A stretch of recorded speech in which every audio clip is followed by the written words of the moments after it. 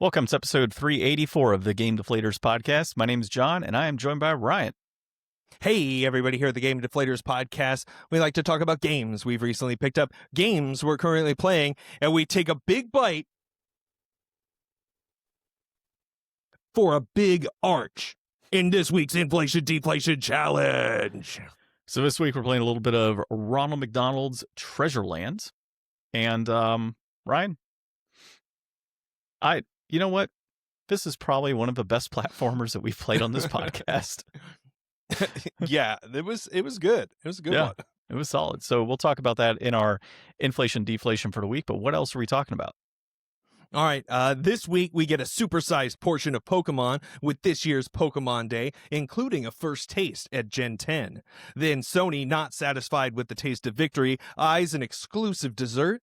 And finally, we wash it all down with an ice-cold inflation deflation challenge on McDonald's Treasureland adventure. I feel like you should have said like a McFlurry of some sort. Like that. I think that tried to think about that, but yeah, I did the best I could, and I think that I'm representing the brand well. Well, of course, you can find us on thegamedeflators.com. You can also find us on social media at Game Deflators and at The Game Deflators. We're also on YouTube, so if you're watching, thanks for watching. And if you're on a podcast application, thanks for listening. Of course, leave us 5-star reviews, like, subscribe, comments, all that good stuff that comes with it, and like our shorts. All right, so pickups, right? This week, I picked up Elebits on the Wii. Elebits. Elebits, I remember seeing that on the GameStop shelf. Yeah, I thought I had this game, but apparently I didn't. So when I worked in the game shop, I would pick up a lot of random Wii games that would find their way in. And then that was also a period of time where I'd pick up a lot of just like Ju-On and other weird games that were on the Wii at the time. So I've got some very obscure titles that I picked up around that era. And this was one of the ones that I thought I grabbed and did not. So yeah, it was like $12 or $13 complete in box. So pretty good price point for it. And it's apparently pretty decent. So definitely worth it. That seems like a John kind of pickup. This one? Yeah. There's just a vibe to certain games where I'm like, that makes sense. That's very John. Yeah. Yeah. And like the cover on this and everything, like just kind of fits what I would normally, it catches your attention, right? Yeah, you like something that's kind of like imaginative and like a little just like not super mainstream a lot of the time. Something that's like maybe by like a smaller developer who's probably also made like something else cool. Yes, the small developer known as Konami. Yeah, exactly. Very niche market. Made in the USA, apparently. And just licensed by Nintendo. Yeah. No. Well, either way, that was my pickup. As far as what I'm currently playing, Valkyrie Profile continues to take somewhat of a backseat to my day-to-day and what I'm doing. A lot of this week was spent doing the podcast stuff, which actually our shorts have been pretty good this week. So good thing I spent some time on that. I don't know what I just heard, but I'm pretty sure your audio just cut out of me. Oh, really? Yeah, it was the weirdest thing because your camera's frozen too. Oh. Are you hardwired in, sir? Yes, I am. Oh, that's so odd. Well, nobody's going to see it on the other end. Like I learned recently that on like the program we use, it could come in as like a very bad quality picture for me, but it's still recording like a high-end version on the side. So it's just what we're seeing. Yeah, it's just what we're seeing, which is kind of cool. Well, I don't know. We'll find out on this one. But yeah, so Valkyrie Profile is what I'm still playing. And I am on chapter 4, I believe. And I've been told that Odin was not very happy with me in my most recent recruit that I sent over for his war. But then I get told by Freya, she's like, your progress so far has been excellent. I'm like, you just told me I brought in a shitty recruit and now all of a sudden I'm excellent. I'm like, all right, I guess I'm excellent. So maybe that's what they wanted. She said it was horrible. I know, but maybe that's what they wanted. That was excellent that you brought somebody horrible. I guess. And then one of my recent recruits died in battle apparently, so that kind of sucks. I mean, it's a battle. Like they knew what they were getting into. I guess not really. That's what they died in signed it. up for, right? They're like No, they're like Viking warriors. I don't know, but they did actually. Now that I think about it, in the game, You whenever recruited them to yeah, but fight. I don't think You didn't no, recruit them to bake bread and then give a sword to them. I don't know that they realize that they've been recruited to fight Odin's war though. Now that I think about it, I don't believe there's been like You're a conversation. Valkyrie. Who do they Yeah, think they're dealing with? yeah, I don't know. Maybe somebody to help her out in battle, not necessarily like, all right, you're being shipped off to Odin now. I don't. I have to look at it because at no point have I recalled seeing Lenneth at some point say like, "Oh, by the way, like I'm just gonna try and like pump you up with stats so that way you can go fight for Odin in this holy war of his." So, yeah, I don't think that's actually very open of Lenneth. That's not fair to these people. They could just die and move on, but now they're dying, thinking they're moving on to Valhalla, and it's no, they're just going to another battle where if they lose their soul forever. So, yeah, Fitting in for a warrior. I guess one of them is a child, so I don't know how that works out. Child warrior. Child warrior, okay, yeah, I guess that makes Haven't sense. you ever seen an anime? Anybody who's worth a damn at fighting is under the age of 18. Yeah, that's true. That's very true. Oh, I whatever that other anime was, I was watching the one that starts with an F, Frieren, right? Yeah, Frieren. I can never pronounce it right. But that's going pretty well. I'm probably, I don't know, about 8 episodes in on that one. And I'm liking it. It's good stuff. It's not as like action heavy as I thought it would be going in, but I do kind of like the laid back kind of wandering the world and trying to make up for lost time type of approach that she has while teaching another young mage. So I like it. Pretty good so far. The issue I kept having recently is I was staying up late to watch it and I was falling asleep in the middle of it. So yeah, if I'm not falling asleep in Valkyrie Profile, I'm falling asleep during Frieren. I mean, you know what? Sometimes you just pick an anime to fall asleep to. Like, I'm in season 4 of Inuyasha that way. Wait, like you've been actively watching Inuyasha for years and you're on season 4? No, not years, like months. I just put my iPad on like a 20-minute sleep timer and just, I'm out before the timer goes off. Huh. Never thought about doing it that way. Yeah, Yeah. that's why I like the AirPods, because they'll fall right out of your ear. Like, once you fall asleep, it falls out of your ear, and then like it stops like playing sound, and it's good. Yeah. It's its own natural off switch. My OnePlus, if I pull it out, it'll stop playing, but they don't go out of my ear. So they'll sit there all night if I left them. Yeah. All right. They've got these great like sleep masks with built-in ones. I bet. Oh, those really? Are good. Yeah. Somebody's trying to put me on to its. That might. I think they sponsor people. You should sponsor us, sleep headphone mask people. I mean, considering how often I fall asleep doing things, Yeah, I don't know if I need the mask. Yeah, I don't know. You could do blindfolded speed runs until you fell asleep, John. I guess. I mean, going back to that one. Yeah, maybe. Okay, let's move on to your pickups. All right, my pickups. I got Resident Evil Requiem or RE9. It's phenomenal. Everybody's talking about how good it is, and it is good. I won't get into too much spoilers, mostly because I haven't seen them. We've only kind of played like the first chunk, so this game is split up between two protagonists. You've got Grace, and you've got the man, the myth, the legend, Leon S. Kennedy. And so we played like the first Grace segment and switched over to play Leon for a while. And so it's a very interesting dynamic. Like, the opening area is like any great Resident Evil. You know, it's like a tight-knit place where you really have to kind of like learn like the layout. You know, you're running back and forth to like do this little puzzle and drop your stuff off in the storage box.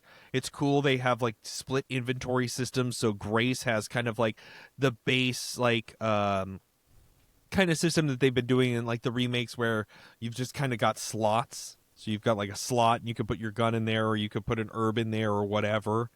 And then Leon has kind of the attaché case that you're used to playing in his games, where it's like the whole grid and you got to fit everything like Tetris style into there, which is my favorite part. So, but it's cool the power dynamics between them, because like as Grace, you don't really have like a lot of strength. Your guns aren't very good. You don't have a lot of health.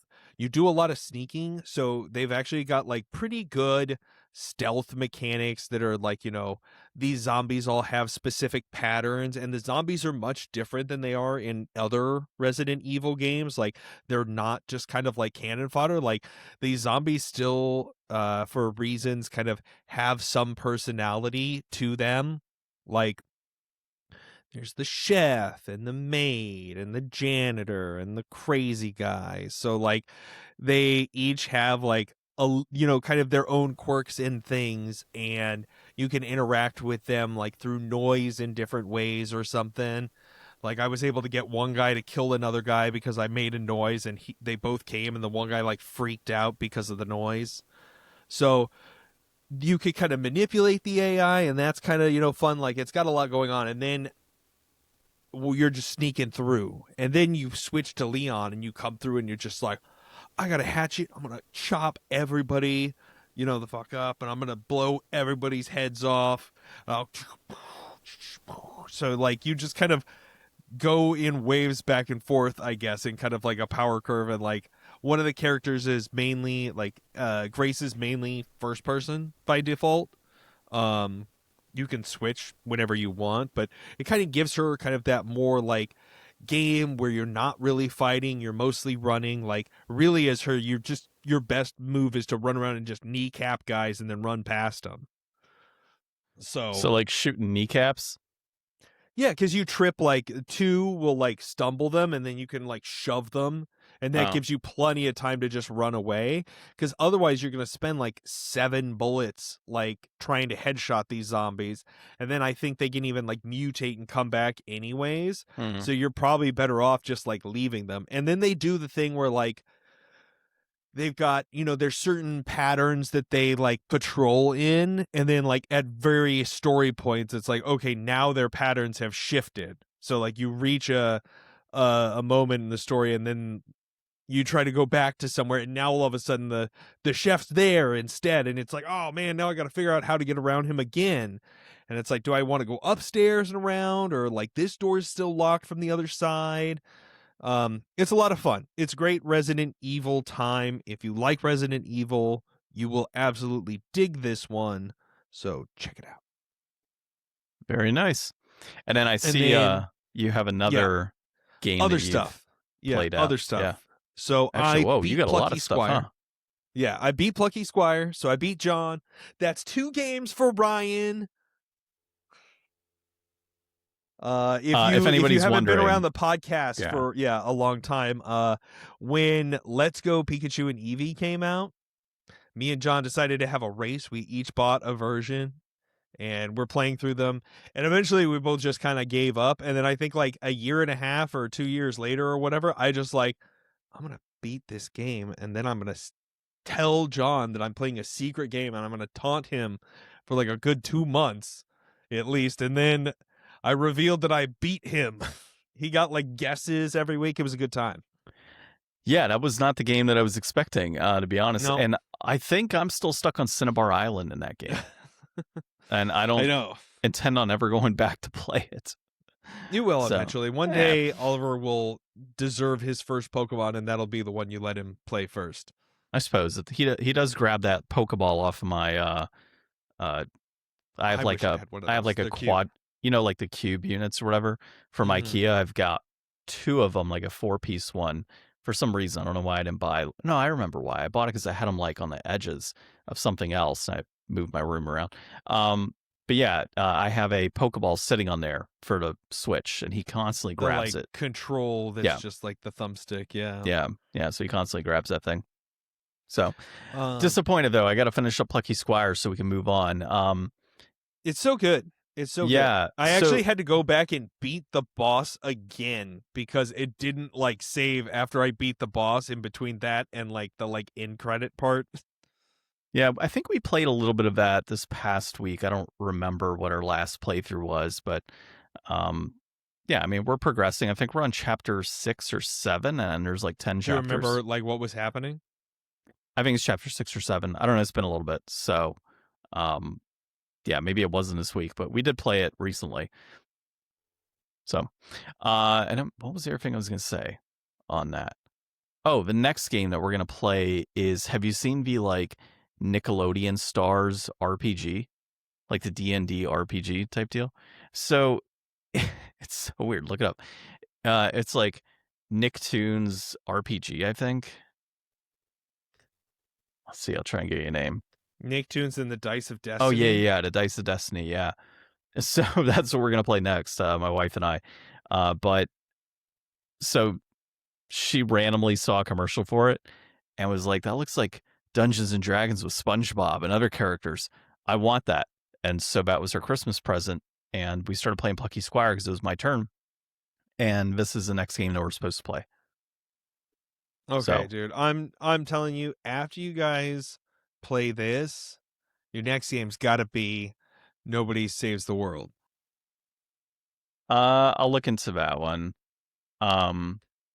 Because I'm thinking, let's see, the dice. Nobody Destiny. I want Saves to the see. World, like I want to play that game again. I think I'm gonna try to play it around like Halloween maybe, because I feel like it's got like a Halloweeny kind of vibe. So, Dice of Destiny is 3 to 4 hours a beat. I was thinking Stretch Panic might be the next game that we play on the PS2. So we'll look in that one, and you're gonna see that and be like, yeah, that's a John type of game as well. Oh yeah. Yeah, Oh definitely. yeah. What is Yeah. that? Yeah, it's a weird one. So that might be the game that we play next. We'll see. Alrighty. All right. So last thing that I have been playing, I am still striving for excellence in Guilty Gear Strive. I made it up to bronze. I actually was able to kind of like clear through in like one sit down, I think, through Iron 2 and 3 just off of beating this Axel like over and over again.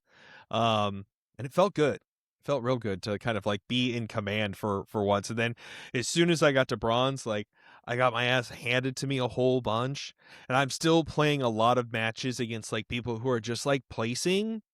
So it's like each time you choose a new character, you have to do like the placement matches again. So I could be playing people who are like really good and just starting over, or I could be playing people who are maybe really good at other fighting games and just coming into Guilty Gear. But it's definitely I feel like a lot of these people that are doing their placement matches are just like way better than I certainly was when I was doing my placement matches. But sometimes I'm able to like fight some people that are pretty good. Like I wandered into this one lobby, and there was this guy. Like, there was like two people on like some. It looks like they're on like machines playing each other with their avatars, so you know that they're like in a match. And I was waiting for somebody to get off a match so that I could try one. And I've never really been into like the lobby like that because nobody's ever really in the tower anymore at the low level that I would be at, so I can't really climb up that way. And there's like I'd never really explored for public lobbies, but he was like way higher level than I was. He had like 10,000 like hours or something. I don't know. He had been around the block. He whooped me like real hard, like at least 3 times in a row. But then I actually started to like kind of get some moves and kind of like adapt a little bit. And I actually ended up taking like a round or two off of him. And it felt like pretty good to kind of get a little bit more back to back. Cause when you're on the ladder, it's first to 2, and then it lets you rematch to best of 3. So the most you can play somebody is like 3 times, or is like 6 times if you have to like, if you win, I win, and then I win again, or you win again. So, And that makes sense, obviously, because if you somehow matched up against a buddy and you want to keep trying to match up and play against each other, I would think, right? Well, once you're done with like those like 3 cycles, and then you kind of like boot back out. So yeah, if you go to like a lobby, you can just continuously play against each other without having to like rematch, but you're not getting like rank for Oh, that, okay, that I makes guess, because sense. it's not Yeah. like playing in the rank queue. But I've been doing good. I've been watching a lot of like Sajam videos, and he's pretty good. Like he's, I guess, an announcer and like was a pro player, so he knows everything. He talks about everything, and he's got so many great videos just about kind of like mindset and stuff, cuz like most of the things that I'm doing are just like still being new stuff. Like it's going to come with time, and every time I step away from the game and come back, I feel better. Like I feel like I'm just starting to look at combos online. Like I've been just kind of mashing out whatever feels good, but now I'm starting to be like, okay, what's actually going to string together that I can rely on and count on, and Dust Loop says is like my B and B to go for. And so trying to like practice that, it was just like very alien and slow when I was first doing it. But then like every time I step away and come back, it's coming out like a little more natural. Just kind of like all the first moves were like the first day or two that I was playing. So I like that consistent feeling of growth, and it's going good, and I've set my sights on some goals. I've been in the Guilty Gear Strive um discords for like the PNW area and for like the local tourney scenes. And there's one at Highline College, which is like 20-minute drive from me, that they do monthly, the Backstreet Brawl. So I want to go check that out.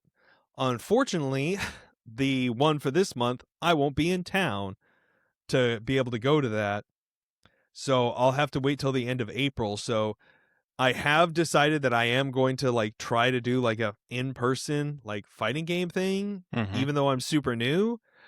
So my first opportunity is actually going to be at SakuraCon, which is going to be at the beginning of April. So I've got like a month from now to get like as good as I can so that I can go to SakuraCon and just like see how bad I get whooped. And it's actually been kind of fun, like just thinking about this. Like I was going back and watching like some of the broadcasts, because they actually, I don't know who it is because I haven't done much research into it, but there's a Twitch and a VODs on YouTube where they upload all the Backstreet Brawl, like they do streams for all of it. So I'll be able to tell you like when I might be like on, if like it's on camera or whatever. Um, so you might be able to see me Get your getting ass my whooped. ass whooped Yeah. and sucking at this game. Um, but there's a guy who plays my same character, Eno, who's like, I looked online, he's ranked like 59th in the game. So he goes to that like local scene at the college. So like there's some like people that are pretty good up here in the area, and I keep seeing like other local stuff around, and everybody online talks about how much fun it is to go to locals and see the community and all that stuff. And I had a lot of fun going to the comic shop and doing like Friday Night Magic. But I'm going to go back to doing ceramics again this month on Friday night. So once a month on a Saturday, going to a college and doing some fighting games, like that sounds like a new kind of like fun weekend community I can try to get like involved with. So as that story develops, I'll keep you all posted. Yeah, so I used to participate a little bit in fighting game communities with Smash years ago. Fighting game communities are very interesting. So, Mm-hmm. yeah, I think you'll find that when you show up. Oh, I'm Um, sure. I'm sure. yeah. Oh, I forgot. So before we go into our quick news or fast news, I had one more pickup. Brief mentions. Brief mentions is what you call it That's what here. I wrote. I thought maybe we could try that out. Could try whatever, I guess. It's news. So pickup wise, I did get my ticket for Game on Expo. Oh, sick. So yeah, I got the response back. So we're going to Game on Expo, or I am, because you won't be in town, of course. So yeah, if you see me in a purple Game Deflators shirt, that's me. And Dude, you should so hopefully I start see working on folks. getting us tickets to PAX. You come up Right? here this year. Yeah, that's true. That'd be a cool one to go to. But yeah, so I'll be there either Friday or Saturday. I haven't decided yet because I'm supposed to hike up Superstition Mountain one of those Oh, days. great. So it's either gonna happen Friday. Dude, it's gonna be brutal. I don't know. Is it already like 90? Well, it was 90 this past week, but like tomorrow the high is like 70. Okay. So You guys are in the actually, weird time. tomorrow would have been like a great day to go if I would have planned ahead. But I thought I was gonna, still be working as I just finished up Yeah. my job on Monday. Um, so yeah, next week I hope the weather permits it, and then the plan is to hike up Superstition Mountain to the peak. So, Don't die. dude, it's a 6 mile round trip. I don't know how I feel about that. I think the most I've done is about I three and know a how quarter. I feel about that. Most I've done is about 3 and a quarter. It was Picacho Peak out in near Tucson, out of Marana. So I hiked that one. But this one is like almost double the length total. So that one's like a 15 Higher, or 1600. I don't know how high the other one is. So it's about a 1600-foot total elevation gain, I think, for Picacho. And then the Flatiron is the one I'm doing, and that's 3,000. And Okay. So that's yeah, like double. yeah, and it's like a straight shot 3,000. So yeah, it's gonna suck. Yeah, we'll see. I might not make it all the way. We'll see what happens. I might just get to a certain point and be like, nope, got to cut it here and let's go down. Helivac'd out. Yeah, that is a possibility. But no, as long as I drink plenty of water, have some good snacks and all that, I should be all right. So I usually carry like a good gallon on my back for stuff like that, like straight up 8 pounds of water. So we'll see how it goes. All right, so that is my pickup of Game on Expo. And then as far as fast news or brief mentions, however we want to call it. So the first thing here is Magic the Gathering's Teenage Mutant Ninja Turtles. So it's kind of getting the same Spider-Man treatment, but like, so everybody's pissed. Like nobody likes these universes beyonds, like at least in traditional Magic players aren't a big fan of it. And so what I've been reading is that pre-release was terrible, almost like Spider-Man type numbers, if not worse in some areas. Also, the Universes Beyond Secret Layer set for Ninja Turtles is still showing as full stock, not low stock. So normally with Universes Beyond, if an item is in fact going to be low stock, it will indicate on there low stock, right? And so okay, I got to pick this up pretty quick. None of their stuff, including their bundles, is noted as low stock. So it's clearly not selling. And then I also read that the in-universe set, which would have been Larwin, that one actually had significantly better turnout when it came to pre-release as well as sales. It was and such. so crowded. I've never seen so many people in there. Yeah, it's Larwin, like it's an in-universe set. So basically, what I'm seeing on threads is people are really kind of sticking to the like, let's not purchase this product, let's not support it, and hopefully Wizards gets the message of, we don't want things like Avatar and New York City and all this other stuff in our Magic the Gathering. Let's go back to in-universe sets and keep this Universes Beyond crap to the side. So of course, there's going to be people out there listening and say, yeah, I like Universes Beyond, right? You're not in the majority, I feel. I heard a good argument this morning. I was listening to the Distraction Makers again, and they were talking about how these sets have such a problem with like legendaries. It's just like there's a bajillion legendaries, and then they don't have stuff for anything else. Like New York City is the backdrop, and the lands are pizza, and there's like pigeons or like bagels or taxi cab drivers. It's like none of that is like anything that matters. So it's like they've got the main crux of like what they're trying to push. Like, here's all the Leonardos, Donatellos, here's all your Peter Parkers and Spider-Gwens. But in a lot of those properties, it's not enough to really fill out. You wind up just kind of with so little that really fits. Whereas like Lord of the Rings, like you don't necessarily need to have like all what did they say? You don't need to know who the orc was that shot Boromir.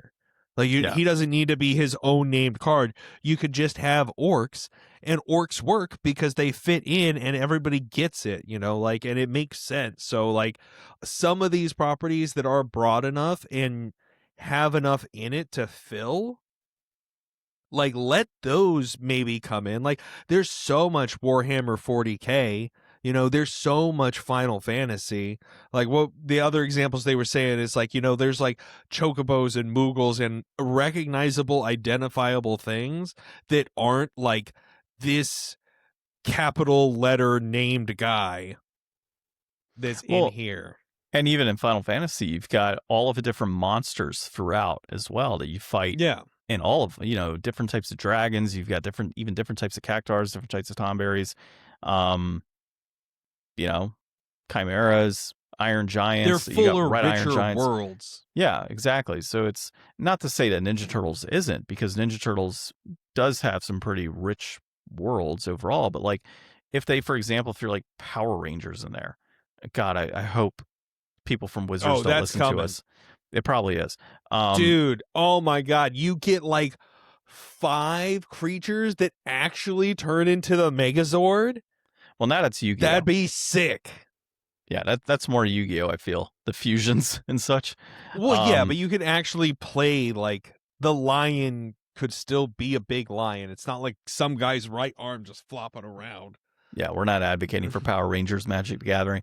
I 100% am. Oh my God. Yeah, you know what? They probably would too. Like the Black Ranger being the swamp. They should just do Universes Beyond strictly as Commander decks.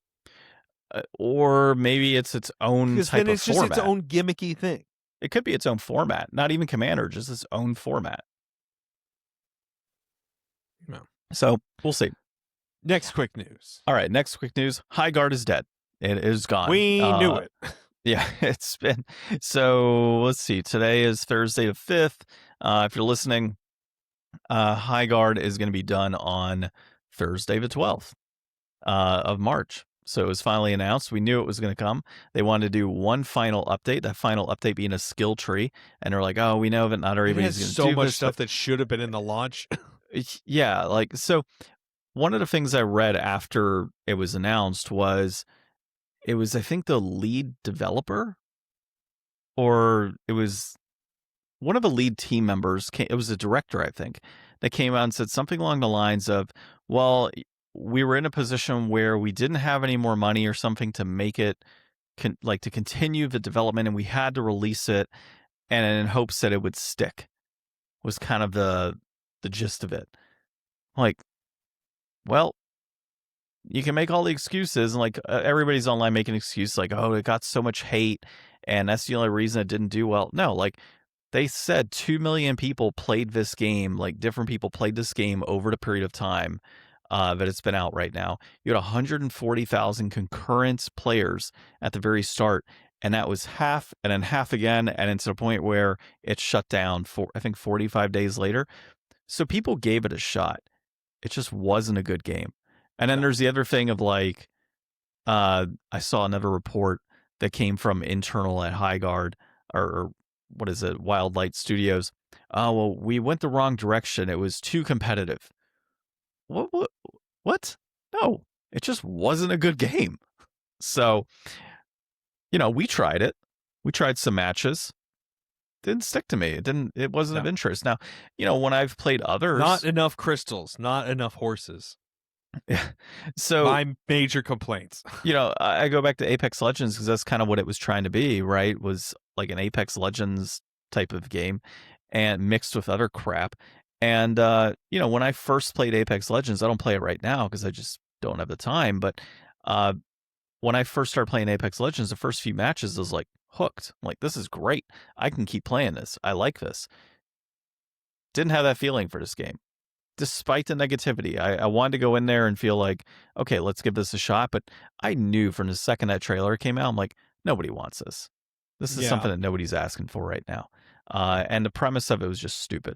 So, yeah, I'm sad that there's going to be developers that are losing their jobs over this. I hope that they made some bank from Tencent funding it. But at the end of the day, it was a very bad game that nobody wanted. And that's it. So, I guess no more High Guard news after this. No more High Guard news. No more. Or, AKA Concord 2. That's the other name I've heard, right? Electric Boogaloo. Yeah.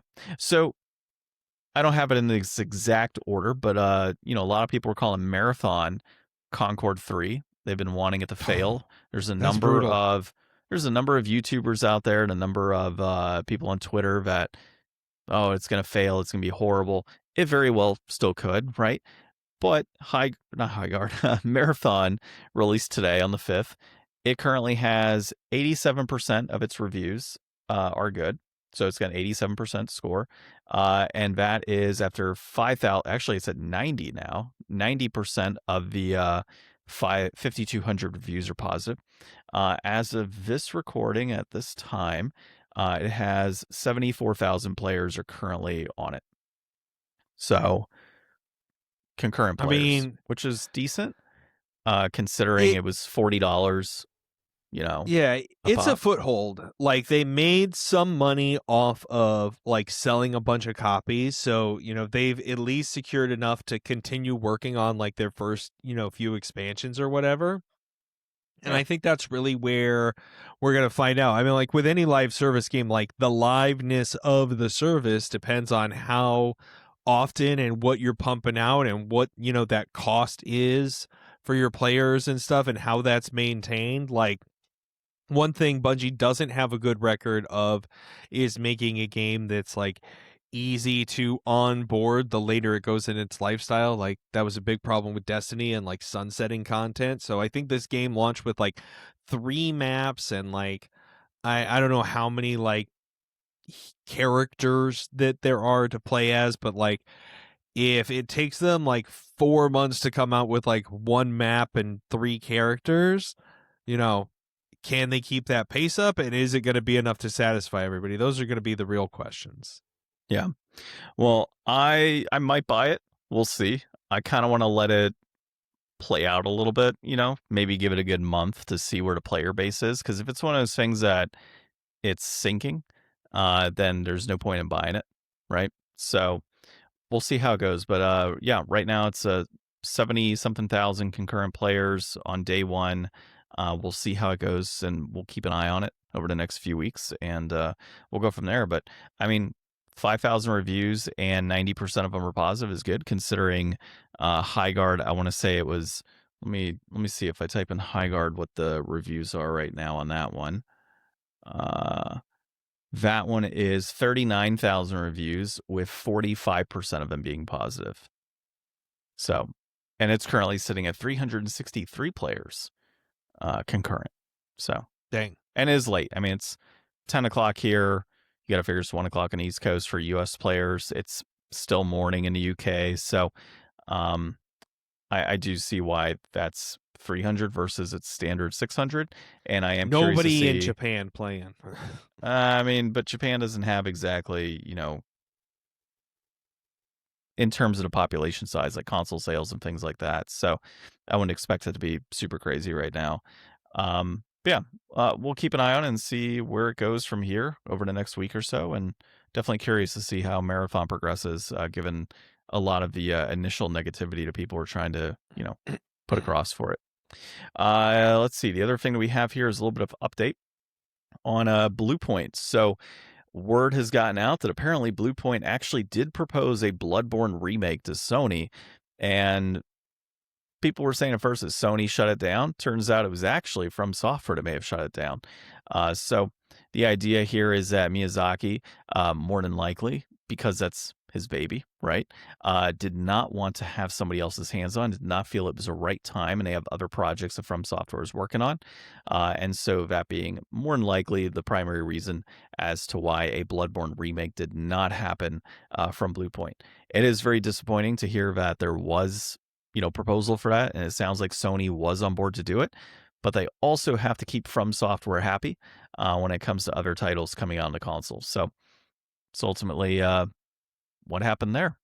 I did see a comment from somebody saying that they're wondering if Miyazaki didn't like some of the design changes that had occurred in Demon Souls on the remake for that, and that could be a primary reason for Blue Point to have not taken it on as well. So yeah. Yeah, you know what? I found a new person to be mad at in all of this. I was when I heard this first, I was listening to the Spawn Wave. That's where I get a lot of my gaming news first because he releases like every day. So, anyways, the Naughty Dog. I'm mad at Naughty Dog. Blue Point is their fault. Like, they made that Last of Us online live service game that didn't launch because they didn't have the forethought to be like, hey, when this launches, we're going to have to service this live service game, and we don't want to do that. So they wasted all of Sony's money and time and got them hype that there was going to be like, you know what? We're going to have a live service Last of Us. We're going to have a live service Horizon. We're going to have a live service God of War. We're going to take everything that everybody wants to do themselves. We're going to make them do it with their friends instead. And they thought they were going to have all of this. Like, if Naughty Dog had been like, look, The Last of Us is a great game, but it doesn't work as a live service. Like, just let us cook. Then maybe Sony wouldn't have hounded Bluepoint and shot down every idea they had until they came up with some half-baked, God of War live service to just appease them. Like, so this is Naughty Dog's fault. I blame Naughty Dog for Bluepoint's closure. I blame whoever was the one that said, let's make a live service game. Whoever the first person was that had that idea, they're going to hell. That's what's going to happen. I don't know. Video Do game MMOs count? I don't know. Do they? It's a live service. I guess, but not in the sense of what we have today. Like the live service games. In the sense of you give them money and it's the same game and you continually play? But that's different. Like the live service games that we get today are all like shooters and crap. I don't know. Is it? I mean, there are other types of live service games, but like half the time we get something that's hyped up, it's some new shooter. Whether it's extraction shooting or some sort of, Oh, yeah, like the genre is like very narrow most of the time. Yeah. So, yeah, I would assume, live. Whoever said live service shooter games, whoever's idea was that to make every single live service be a shooter at this point of some sort, right? Like we had Foam Stars. Horizon? Horizon's got shooting and stuff in it. Hunters Gatherers? Yeah, it's got like, it's got like a guy with a bow. Yeah. Still but shooting the other something. guys don't have bows. It's still going to be garbage. That's Concord 3 right there. That one's Concord 3. The trifecta of Concords. And I saw Titanfall 2 apparently is Concord 3. So there's a lot of Concord 3s right now. But yeah, so either way, live service games, not a fan of them really. And they're a dime a dozen at this point. And so everybody wants a piece of that pie. And unfortunately, you're going to have a lot of studios focused on that and not focused on single player games like they should be. And we'll get a little bit into that later. The last thing that we have here is Project Helix. So Asha, the new CEO of Xbox division at Microsoft, pretty much was announcing the return of classic Xbox. It was one of the things that she noted, really kind of doubled down on console specifically for Xbox, talked a little bit about exclusives, and then said, hey, Project Helix, it's going to be a console where you can play Xbox and PC, high performance, which of course high performance means high prices, right? Which goes along with the pricing that they had talked about a while back, or premium pricing for their next console. And that's not going to be for everybody. So I'm thinking, based on what we know, if it can play Steam and it can play Xbox, it's going to be some sort of Steam machine Xbox console. It's the only thing I can think of that it would be. It'll be a computer. Yeah, it'll be a computer. It'll be a console with some weird interface to connect with Steam. To where it's not really, I mean, if you think about it, all of these consoles are pretty much computers. Like, they've got RAM, I mean, it says GPU. PC games, but like every Xbox game comes out on PC, so they're like already PC games. Well, that's true. That's true. They are already on there. So I'm thinking it's going to have some sort of interface that has Steam built into it, and maybe they're getting rid of the exclusives, and maybe they're going to try and get PlayStation on there. That's a possibility too. But some of the news that we'll talk about later is specifically on PlayStation and them porting games over to PCs. So that might be out the window pretty soon for any sort of like collaboration with Xbox and PlayStation. Mm-hmm. So, right, that's our fast news or brief mentions, not so quick. That's your note on there. Okay. Mm-hmm. You wanted to talk a little bit about Pokemon Day 2026. Yeah, so Pokemon Day happened. It was a glorious day. There was so many Mons. Everybody got poked. It was a good time. So I hope not. they showed off a ton of stuff. As you know, at this point in the world, you've got like 5 different like mobile Pokemon games on your phone. Everybody forgets Pokemon Sleep is a thing, and then Well, that 'cause shows they're up with an asleep. update. Yeah. um they've got the TCG that they've got to talk about. They got to talk about the most recent game that came out, Legend ZA. They got to talk about the thing that everybody was like, oh, is that like a Game Boy Micro, like mini Game Boy, like classic? And it's like, no, it's a tiny Game Boy that comes with like a pile of 20 fake copies of Pokemon that are just like dual-sided carts that play a song when you stick it in. It's got So you got 45 cartridges. 45 Yeah. cartridges. Yeah. But it's just like it's a pile of red Pokemon cartridges and blue Pokemon cartridges that each play one song. Like, who came up with this? This is crazy. You know, at least they're giving you all the cartridges as far as we know, because the Pokemon and Nintendo thing would be, hey, here's the mini jukebox, and here's the cartridges. Here's 5 of them. The rest are going to be whatever price point for the remaining 40. Oh no, they're going to be in packs. Oh my You're going god! to open them. And you get a random like cartridge. the cards. Remember the cards? The Dude, e-reader. I could totally see Nintendo and Pokemon Company doing that specifically, like randomizing the cartridges for the jukebox. You have to buy packs to get them all. Got to collect them all, No, right? you got to buy both because one version comes with like these 3 exclusive songs, and this one comes with those 3. And this song you actually have to trade to somebody else to get a different song. And don't forget the collector's edition where you could get the yellow Pokemon. The surfing one? Yeah. Something along those lines, yeah. Like, yeah, go on. There's more, of course. Yeah. So let's see, what else did they talk about? They talked more about Legend ZA. Oh, they talked more about Pokopia, which I think is actually out now, because I think I saw somebody playing it today. But yeah, that is supposed to be a pretty sick game, actually. People like that. I want to play that at some point, but it's not compelling enough to get a Switch 2 for me yet. Pokemon XD Gale of Darkness, that's coming to the Switch 2 Online Plus expansion pack. They talked a little bit about Pokemon Champions, which is going to be supposedly like the new way maybe for the future of competitive Pokemon, but you'll be able to play like on your phone or on your Switch 2 or probably your Switch, but it'll be a way that you could just be like, let's Pokemon battle, and it's not reduced. You know, I think this is going to be kind of like that legendary idea of like walking down the street and you just whip your phone out and you're just like, all right, my best 6 against your best 6, let's go. You know, like people have always wanted. So we'll see how that comes along. That's actually supposed to release like sometime next month, so we're pretty close to that.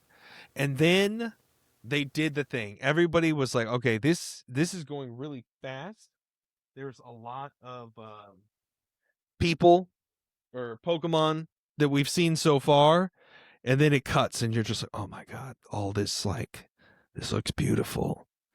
And you see the Gen 10, you see the amazing wind and the amazing waves and like all of the graphics. It's got so much graphics. You never thought that Game Freak could do this much graphics until you saw Beast of Reincarnation.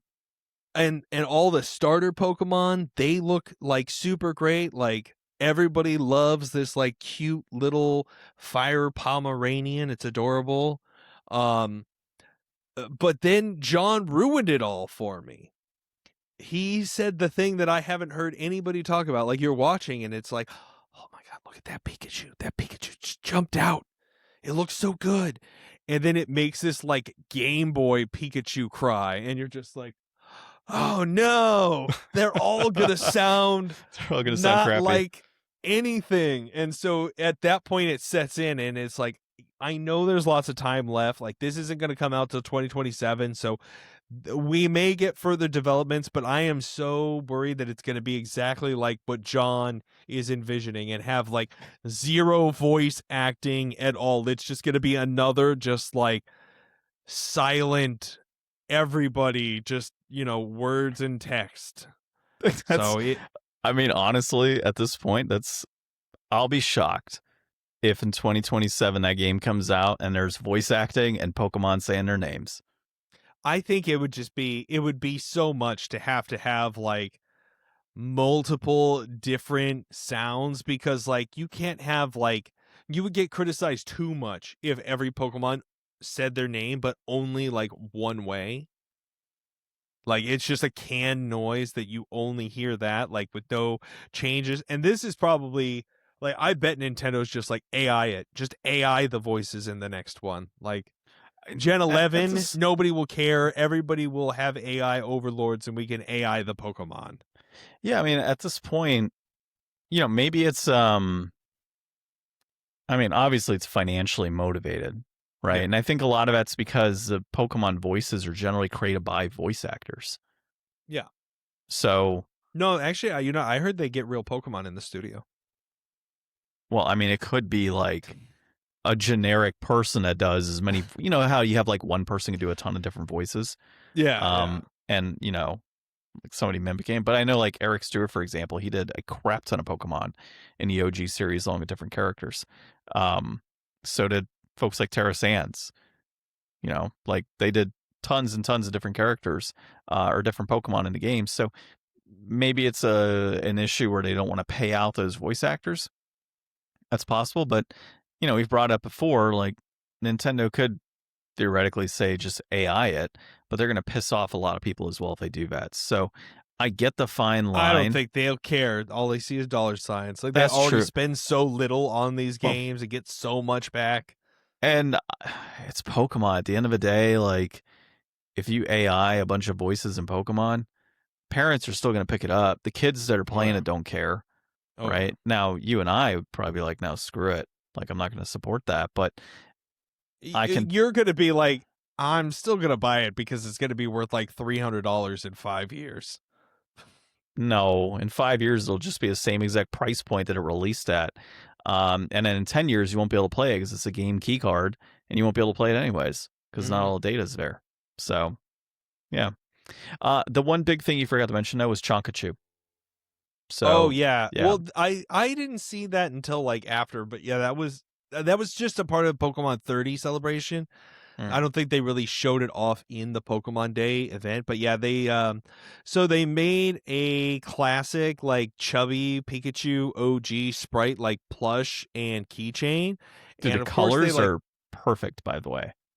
yeah, of course they sold out like instantly, and scalpers were selling them at like 3 times their price. But they announced that they're going to do pre-orders for them, and that they're going to be coming to the U.S. So you won't have to pay exorbitant scalper import fees. Hopefully, you'll be able to get one if you want one. Yeah. And they're doing a keychain as well. Mm-hmm. Yeah. So, a lot of Pokemon news. Lots of Pokemon. I've gotten to the point where I'm just not really the audience. The Chonkachu, maybe. That's a good one.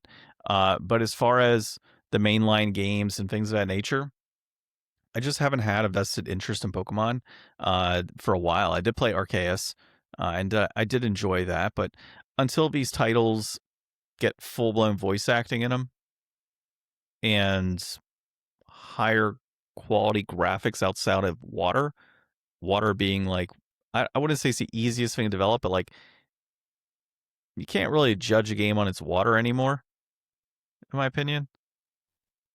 Like that was what made it look beautiful, right? And then Yeah. all of a sudden it's like, No, okay, it had like trees and grass that didn't suck. Like, all of the things that classically suck in a new Pokemon game, it was doing all of those things well. we'll see. It wasn't set in a city, didn't have flat textures. It was very like, like a good looking, Switch One kind of game looking thing. We'll see. We'll see how it turns out. I don't have high hopes, so maybe it'll surprise me. All right. Well, the next thing we have here is Sony is turning its back on porting PlayStation games to PC. This comes to us from MP First. And I mean, I'm not surprised here. Given the prices of RAM and other stuff right now, and Sony delaying the PS6 at this point a few years, it makes sense to try and continue to sell consoles, and drive people towards that. If PC players, have gotten that taste of first party games and they exclusively play on PC, and maybe they are interested in more PlayStation games, it does make sense. Kind of rug pull in a sense the first party games that are single player, so that way people do have more of a reason to pick up a console, and allowing the multiplayer games, which makes sense, to be on PC so you can do that cross platform play. So this is just a rumor, of course. It's not 100% locked in, but I can see this definitely shaping out the way that's noted in the article. So not a ton to really talk about, to be honest, on this one. So there's a couple of, reasons that Sony could be doing this. Like, it could be to drive people back to the console, sure up like the next generation, because this one's going to be going long. So you try to get more and more people invested in this generation, and then hopefully you get a lot of carryover to the next, and you kind of continue to maintain. It could be that, it's just not really worth the squeeze. That, making the port, you're not getting enough of a return. But I heard a counter to that, if you make all the money back on console, and you're already profitable, then isn't it just extra money to put it out on PC? Obviously you need to go through the effort of porting it, but if you've already become profitable just on console alone, you're playing with house money at that point. Spend a little bit more so that you can relaunch it and make money again. You're almost leaving money on the table. Yeah, but they want people in the PlayStation ecosystem.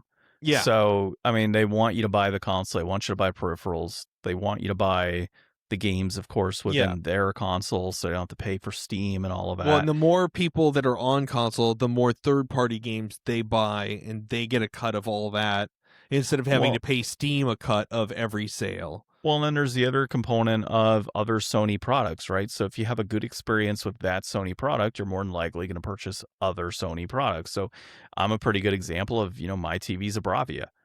That's... Yeah, I felt that way until I got a Samsung TV, and then I like that way more. I mean, I've kind of wanted to get a Samsung for some time. My phone is a Samsung, but I've always just enjoyed my Bravia, so I've never had any issues. I have an OLED that I picked up a few years ago, and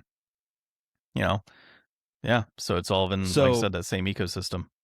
Yeah, the other thing that I've heard that I actually really agree with the most is that maybe this is just Sony doing a victory lap. Xbox is, for all intents and purposes, dead. It's not really going to put up much of a fight anymore. Nintendo's always kind of been its own thing, and, they've been able to coexist amicably in the past. So at this point, they just throw their hands up and say, guess what? You want console games? Come to the people that make console games. They're going to be right here for you. We have vanquished the foes. We don't need to mess around with putting anything anywhere that we don't want. Everybody's going to come to us because we're the game in town. Well, on the flip side, though, it could be a matter of getting word that Xbox is going to start moving towards exclusives again, given what we had heard today or what we saw today. Exclusives for who? Who's buying what? None of the Xbox exclusives work. Halo's in shambles. That should be Xbox's flagship Mario title, should be Halo, and it's trash. Nobody is even interested in what somebody's going to do with Halo right now because, it's been bad for a long time. It's got the worst adaptation. Like, people hate that show. You know, the last game was like a live service that I don't even know if they still make new stuff for it. Like, I'm sure they probably do, but it's nothing that I hear about. Yeah, Halo went downhill after ODST. That's my opinion on that one.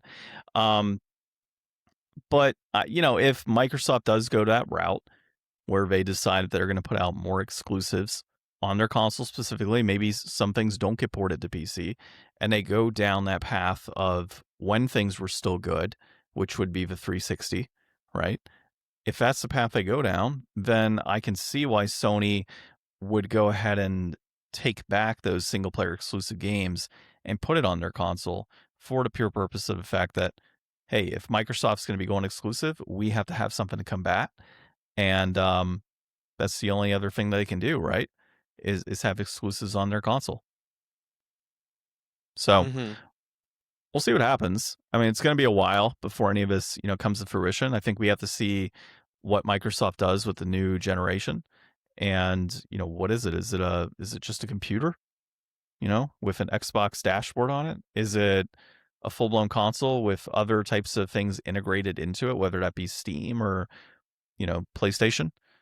We'll find out, long term. That would be pretty cool, though, if Microsoft went down the route of putting in, like, Nintendo, PlayStation, and Xbox and had, like, one comprehensive console for everything. The dream. That would be interesting. Yeah, it'll never happen, but it would be People pretty have cool. modded it online. Yeah. All right. Let's get into the greatest platformer in the history of the Sega Genesis, and that is McDonald's Treasureland Adventures. And so this was developed by Treasure. It was published by Sega, directed by Koichi Kimura, released in December of 1993. It is a platformer, and it has an average reception of 8 out of 10. And I was about to say Ronald, but Ryan, you do share the Ronald McDonald. RMD. Name. We've got the same initials. Yeah. So, what is this game about? So Ronald McDonald on the loose, hunting for treasure, jumping trains and fighting against fresh vegetables, dragons, and anything else that gets in his way. Ba-da-ba-ba-ba, he's loving it. It's a good time. This is a just kind of like wacky,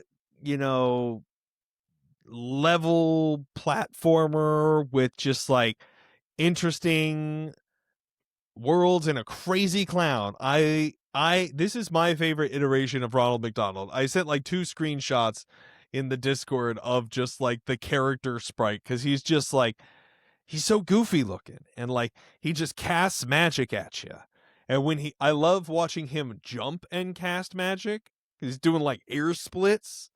I like watching him crouch and cast magic because he looks super creepy. I don't know. I like this Ronald. I like this game.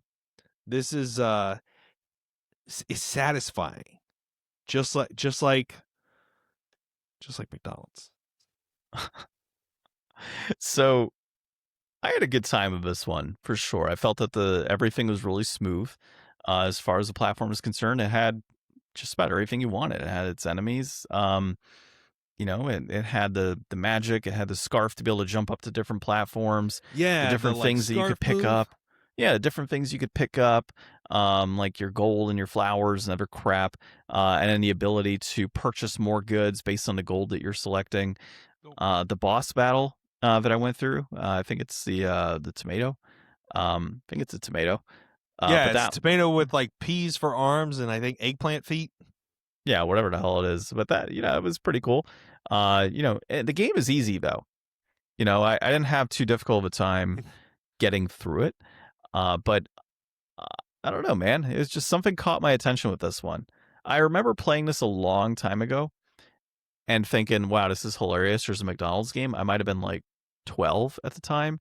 So it's interesting to revisit it many years later and be like, wow, this is actually a pretty decent game. Good music in the background, right? Good sprites. Story for platform is decent. I mean, you've got 4 baddies that have taken parts of a treasure map, and your whole goal is to go to these different levels to fight them and get the treasure map. Like, did they Did they ever have this at like the kiosks in McDonald's? Like I remember them having like I think N64s or something, but they should have had this. So I looked at the history of this game. So a couple things. So this was developed by Treasure, as we know. They also were the ones that were developing Gunstar Heroes. And the reason that they hadn't released Gunstar Heroes, like they had no Gunstar Heroes was their first game.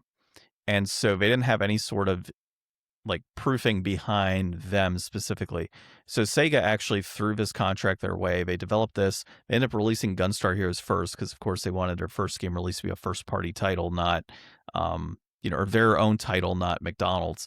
But they said, hey, here's everything you need to know about McDonald's and their brand. And there's things that were removed at the end as well in terms of enemies. But they got that game out, ended up getting, great reviews. Turns out to be one of the best what would it be? Licensed games, one of the best licensed games of the era, which is pretty cool when you think about it being McDonald's. And then this was part of a McDonald's Land, or I think Treasureland or McDonald Land's marketing campaign.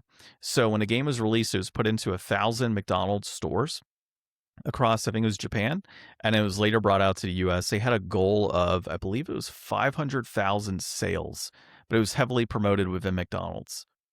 So a little bit of a history there, but I think it's honestly a pretty genius marketing campaign. I wish they would do. No, I don't. I think this is good for when it was made, and that they shouldn't try to do anything like this ever again because it'll be awful and soulless. Yeah, at this point, yeah, kind of like Burger King and their Sneak King. That's exactly what stopped me mid sentence. I remembered the Sneak King. Yeah, I mean, still, again, interesting way to market. It was a time. Yeah, I would kind of like to see something like Jack in the Box, I think, because you have the mascot and character there, that you could do something like a cool spot or a annoyed type of approach, specifically with that type of character. But Ronald McDonald's just creepy. So like in general, like I don't even think he's widely used anymore in any sort of marketing for McDonald's. Like you might pop up to a random McDonald's that has a Ronald McDonald, but I haven't seen that. And face they've got those like time. Ronald McDonald House charities. I guess he's probably on the Happy Meals. I don't know. I haven't got one in a while. No, for my kid. Wasn't. I just got a Happy Meal. I got this. Oh, you legit got a Happy. The hell is that?